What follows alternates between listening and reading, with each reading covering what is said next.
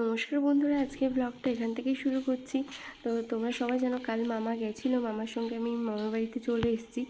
বাড়ি যাব করে আর যাওয়া হয়নি।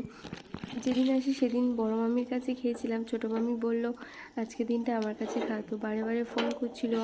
আজকে সানডে, তো চিকেন বানিয়েছে। দেখো বারে বারে ফোন করছে, আমি একটু ঠাকুরভোগ দিচ্ছিলাম। এসে দেখছি দাদু আর মানে পুচকেটা বসে খাচ্ছে। অনেকদিন পর দাদুকে দেখলাম। এতদিন মানে দাদু কোথায়, তিনতলায় মাথায় থাকতো, যখন যেতাম পেতামই না দাদুকে। তো আজকে যেহেতু ডেকেছে খাওয়ার জন্য, সেই সময়টা দাদুর সঙ্গে দেখা হয়ে গেল। অনেক দিন পর দাদুকে দেখছি। তো মাকে একটু ভিডিও কল করে দেখালাম দাদুকে, আর ভাইদেরকেও দেখালাম। দাদুও দেখলো। দাদু না একটু বয়স হয়ে গেছে, তো কানে কম শোনে। তো আজকে মানে ছোটো মামার বাড়িতে আর কি লাঞ্চটা করছি। ডিউটি ছুটি আছে বলে কয়েকদিন থেকে গেছি মামার বাড়িতে।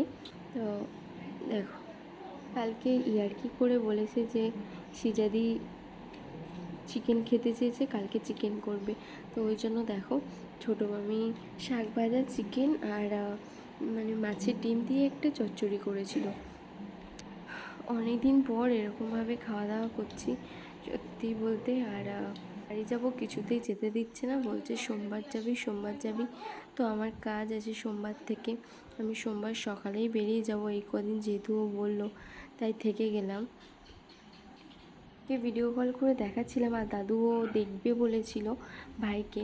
ভিডিও কল করেছি, তো ভাই দেখি ঘুমাচ্ছে। আর যেই ক্যামেরাটা মুখের কাছে নিয়ে গেছে, মানে রেগে গেছে ভীষণ আর কি। সেই জন্য দাদু বললো থাক, পরে কথা বলবো বলে আর কথা বলাই হলো না। দেখো অনেক দিন পর দেখছি পুচকেটা আচার এনে দিচ্ছে সামনে। আমি আর সত্যি লোভ সামলাতে পারিনি, অনেক দিন পর আর কি আচারটা নিচ্ছি। মানে আচার খেতে ভালো লাগে, তবে এই না যে অনেকটা খাবো, অল্প হলেই হবে। আমাদের বাড়িতে প্রত্যেকের জীবনটা যেমন কেমন একটা ওলট পালট হয়ে গেছে। কিভাবে যে সাজাতে হবে, মানে কিভাবে যে সব কিছু আগের মতো সাজিয়ে গুছিয়ে রাখবো, সেটা ঠিক জানি না কবে সব ঠিকঠাক হবে, আর কবে আমাদের মনে আনন্দ ফিরে আসবে। তারা আমার এবং আমার ভাইকে ভালোবাসো বা আমার পরিবারকে ভালোবাসো, যে এত সুন্দর সুন্দর কমেন্টসগুলো করো না, মানে এত পজিটিভ কমেন্টস করো, সত্যি এগিয়ে যেতে মানে আরও সাহস পায়। যে কেন বলছি, যে আমার ভাইয়ের যখন এই রোগটা ধরা পড়ে না, মানে বিভিন্ন মানুষ বিভিন্ন কথা বলেছে। সবাই তো জানো, সবাই বলে যে ক্যান্সারের কোনো অ্যান্সার নেই, কিন্তু যেই পরিস্থিতি থেকে আমরা বেরিয়ে এসেছি, এখন বুঝতে পারছি সব কিছুই সম্ভব হয়।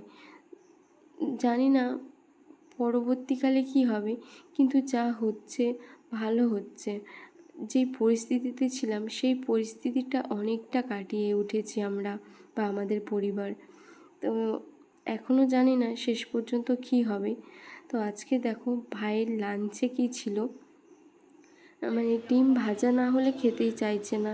ডিম ভাজা, আলু ভাজা, আর এখানে যে শিউলি পাতা হয় না, শিউলি পাতার বড়া করে দিয়েছে।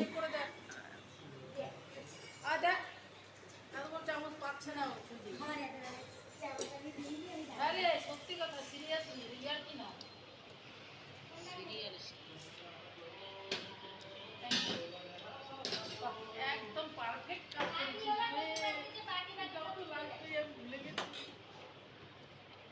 আমার কাজ করবে দেখি টেম্পোরালি পুরো কাজ টেম্পোরালি জানি সোনিয়ার কথা হাতা দেয় না করে কাজে মা এখানে আসো হাঁটুছি হ্যাঁ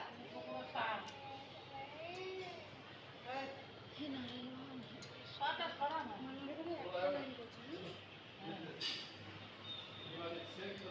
লাইন করেছে রে আগের বার লাইন করেছে দিতে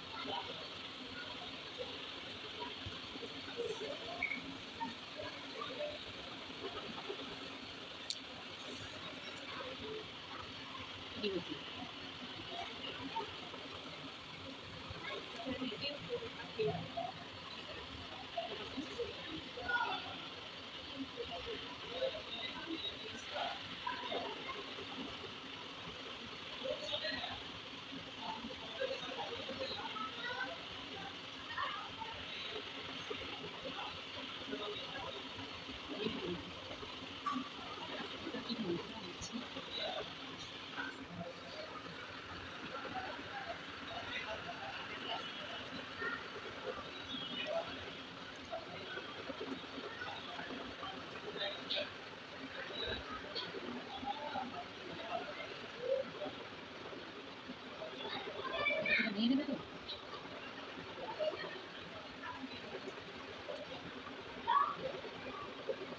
ফোনটা দিত দেখি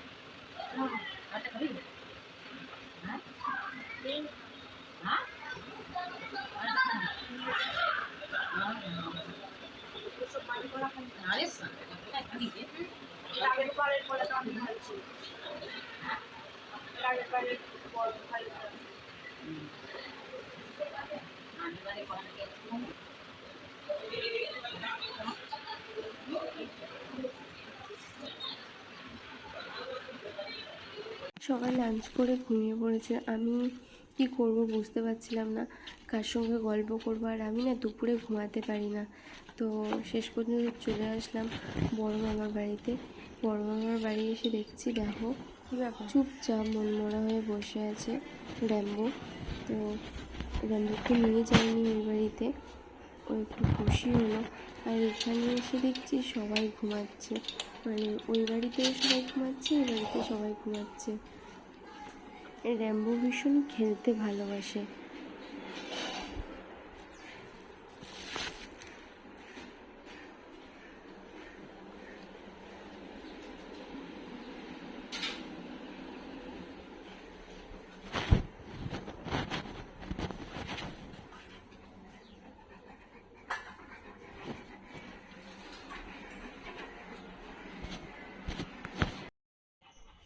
আমি এখানে বসে আছি, আমার সঙ্গে সঙ্গে ঘুম ঘুম করছে। দেখো,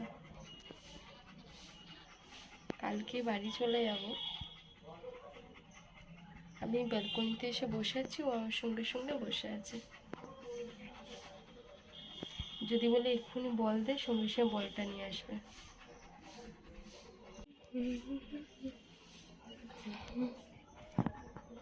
কি হয়েছে রাম্বো? কি বল খেলবি?